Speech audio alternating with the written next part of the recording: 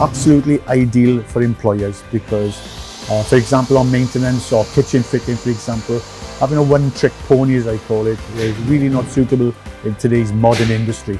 People have got to be skilled in doing multiple things, and that will benefit employers. And employers drove this qualification. It is what they are looking for. Young people getting work from them on apprenticeships. I mean, that's all people in further education's job is to get young people just left school into the workplace. And I think these qualifications will do that, make people more employable. That's our role. It gives them multi-skills.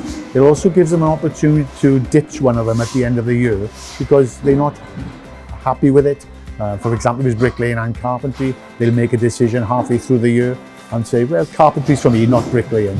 It doesn't waste the learner's time making wrong decisions like they do now. When they're doing a bricklaying course, they finish halfway through the year, they don't want to do it anymore, they don't like it. There's no other opportunities for them. But at the end of this qualification, they'll have choices. For the learners, I think it will help on the learning journey that it will actually give the learners an opportunity of having a taste of not just doing one trade. So this will hopefully help them in making a decision on which pathway they want to follow. And from doing the two qualifications, it just builds their skills.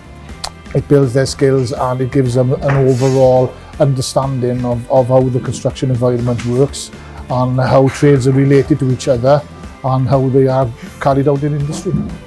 The choice to benefit the learner within construction, to open up their eyes to many different trades that they might not have initially thought of.